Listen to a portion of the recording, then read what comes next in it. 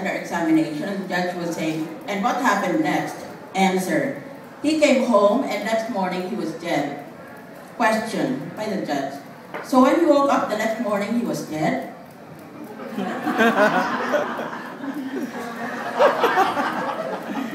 Anong nangyari kasunod? Umuwi siya, tapos sunod na araw, patay na siya. Ay, di na nagising siya, patay na pala siya. Or, the judge says, question, are you sexually active? Answer, no, I just lie there.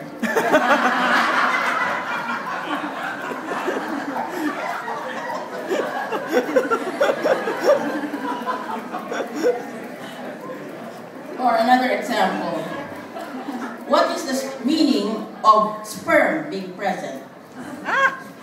Answer, it indicates intercourse. Question, male sperm? Answer, that is the only kind I know.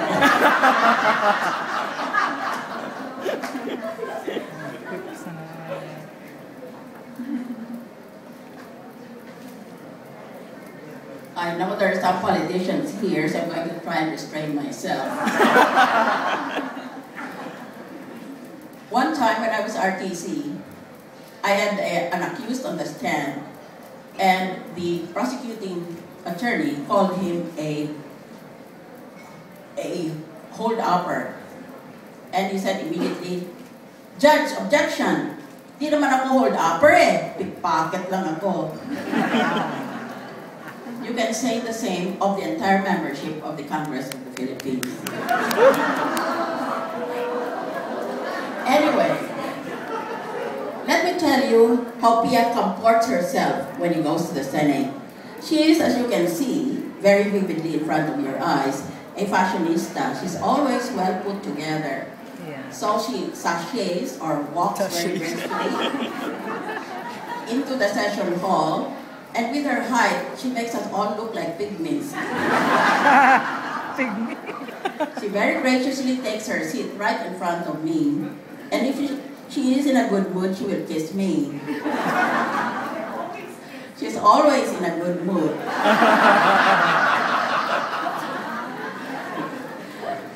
She will pay attention for maybe 5 minutes to what is going on, and then she will put on her iPhone.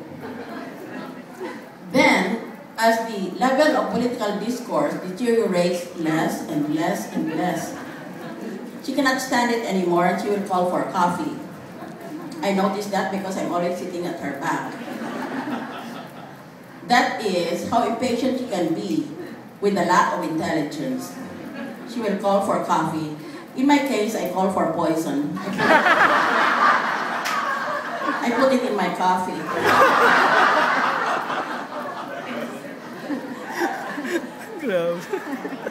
Further indicative of her character, Pia does not attend controversial public hearings, particularly those that are televised.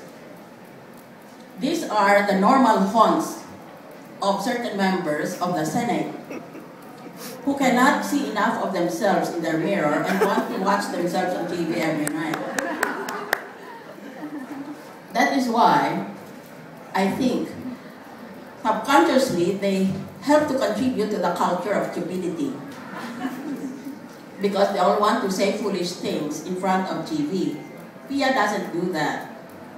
I think these are very cheap shots, you know, to make these nonsensical, sometimes irretrievably stupid things in front of millions of Filipinos. That is a singular effort to help idiotize the Filipino citizenry. And that is why Pia keeps away from them. You've never watched her on TV, fulminating against so-called ills of society and browbeating helpless and hapless respondents in a public hearing.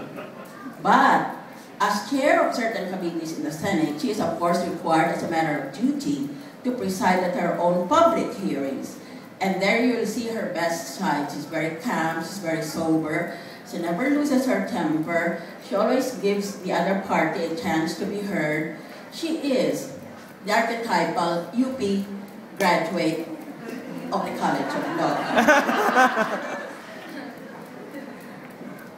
Pia is a very poised lady because of her height and because just between you, me, and the lamppost, her vital statistics are actually 36, 23, 36.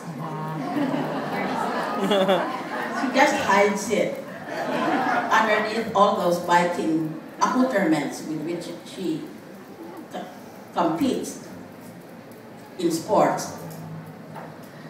I think that if we were all as athletic as Pia, we'd all be as clear-headed as she is. With all the nonsense that goes on in the Senate and in the House of Representatives, I think it would be a good exercise if halfway through the session, people like Pia would be allowed to call a halt to the proceedings and make us all exercise to clear our heads. Well, Pia, I think, will no longer be qualified to run for re-election in 2013, if I'm correct. In 2016, is my term. Yes, that's right, in 2016, because she and I would have served 2 consecutive terms. So I hope that she will enter the Olympics and bring home a or, this is multiple choice, or she can get married and put us to the side of her in a beautiful wedding gown, walking sedately among the pygmies. Her book is very readable, but it's not mundane. She speaks of what happens day after day, or what we call in English sometimes the quondam, what happens day to day. But it is very surprising that at the end of the book, you get the feeling, you get the impression that she's living not a quondam life, a day-to-day routine life of a wife and mother, and even a senator and an athlete, but that she has elevated the science of life to the sublime. She is the picture of what it means to be happy in a dreadfully dystopic world. We dream of utopia, but what we find is dystopia in our country. That is why, when I see her in the Senate, I light up. I think she is a ray of sunshine there. In my case, I don't give as much happiness to other people.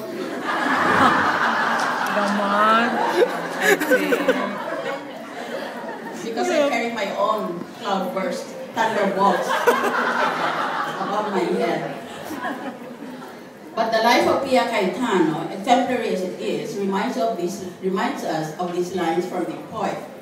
Lives of great men all remind us that our lives can be sublime, and departing leave behind us footprints in the sands of time. This book that we are launching tonight is a footprint in the sand of time. Congratulations, Senator Pia Cayetano.